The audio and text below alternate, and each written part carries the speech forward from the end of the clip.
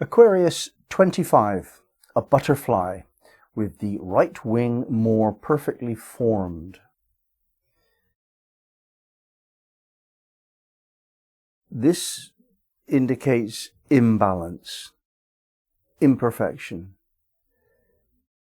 The right wing more perfectly formed suggests that the left wing is not.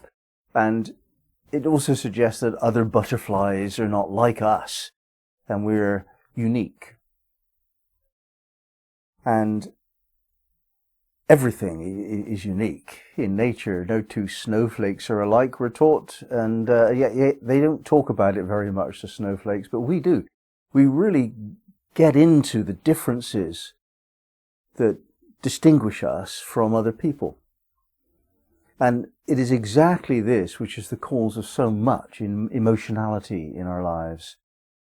And there are people who find the differences between who they are and who other people are to be a cause of quite some distress. And there are others who find this the reason for some self-glorification in some ridiculous conceit, neither of which is very spiritual, and both of which are emotional states. So the two real wisdoms within this degree are based on that idea that, on the one hand, we're all different from one another, and we have to decide what we do with that. And on the other hand, we're all emotional to some extent, and we have to know what to do with that too. So the sense of being imperfect, and this is a construct, a concept that's been fed to us, that there is this idea of perfection and we don't quite match up. That's been given to us, forced upon us through pressure from outside. We wouldn't have come up with that idea ourselves. As babies, we would have grown to be who we are and just accepted it. And I think in some communities, tribal communities and so on, that's normally the case. But we've actually come up with this idea that there's a right way of being, and if you're not exactly like that, then you're wrong. And this is something to really come to terms with as a young person, that actually there is no such perfection. It's a concept. It doesn't exist. It's not real. It's false. It's a delusion.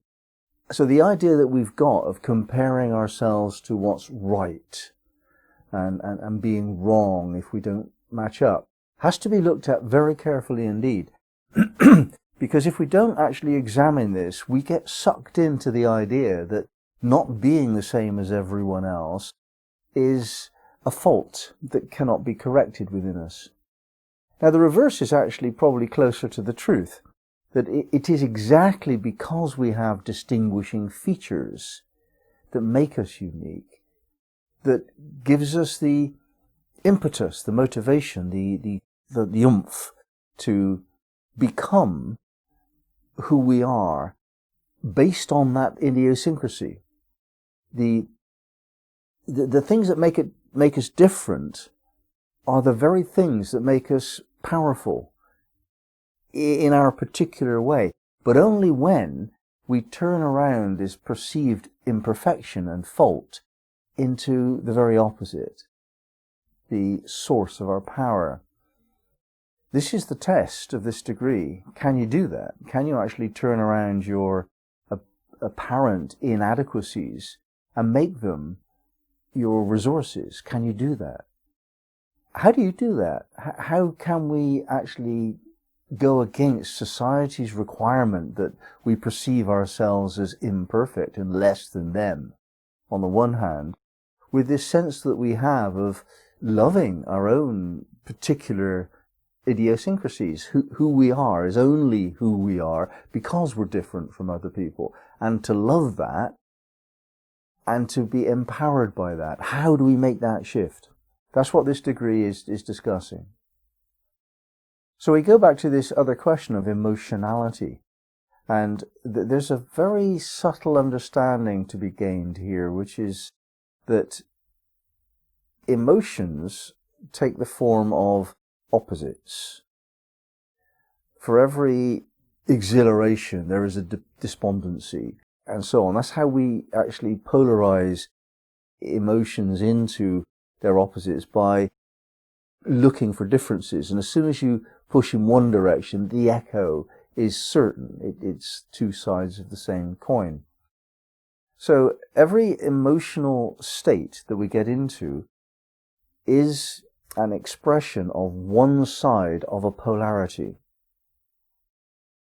Now, there is a position of the psyche where you can raise your consciousness to a level and you can see both sides of the emotional expression that's going on right now in your life.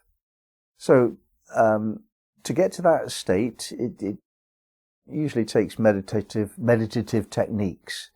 It doesn't have to be just meditation, but it takes a spiritual exercise to move yourself into that state. And eventually you can do it at will, but you need to train how to do it.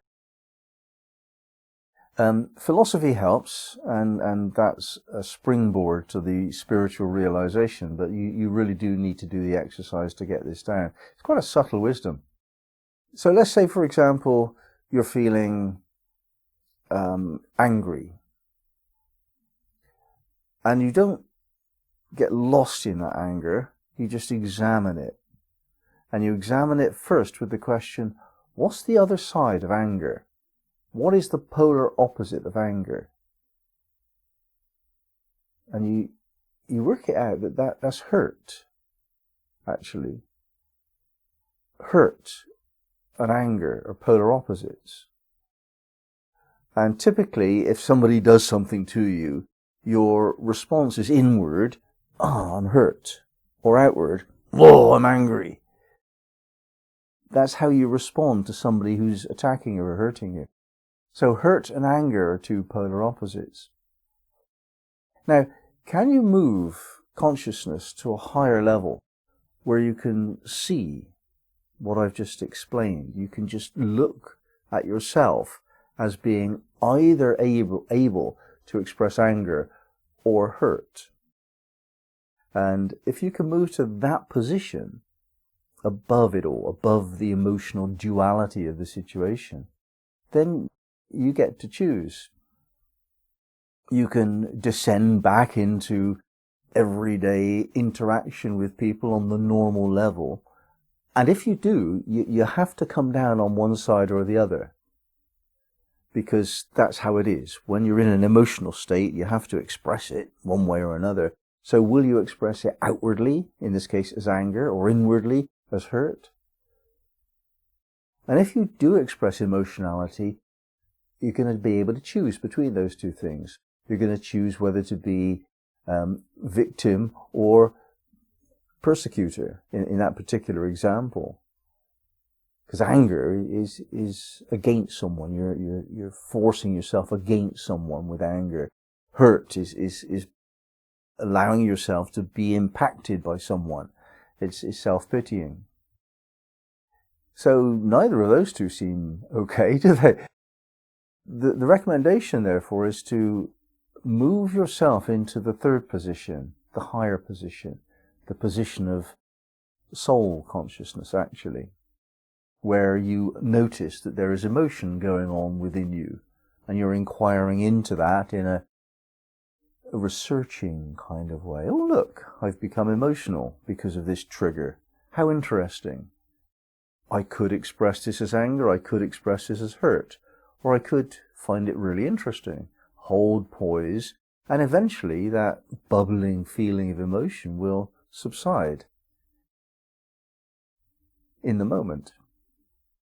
And if you do this often, you train yourself to decide to do it in other circumstances similarly, then eventually you'll notice that that's your first position.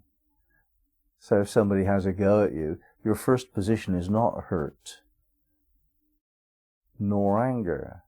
It is interest. Oh, gosh. I'm not clear of that problem, obviously, because I've still got this condition of emotionality in response to the outside world. It takes quite a wise person to be able to do this, somebody who's practiced in self-awareness and meditative techniques. So the self-awareness only comes, and it only can come, from noticing that your right wing and your left wing aren't the same, and therefore you're not perfect, and like, oh my God, what am I going to do about that? Well, you're just going to find that interesting. You're neither going to find that a cause for conceit and self-glorification, nor despair and depression. They're silly.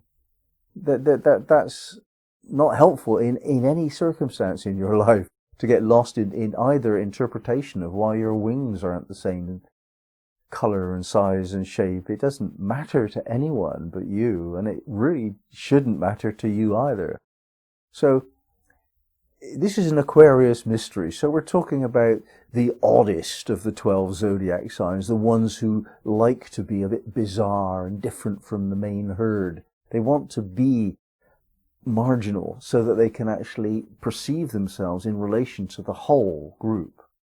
They want to be different in order to discover who they are. That's what Aquarius is all about. And this particular degree is emphasizing that point thoroughly.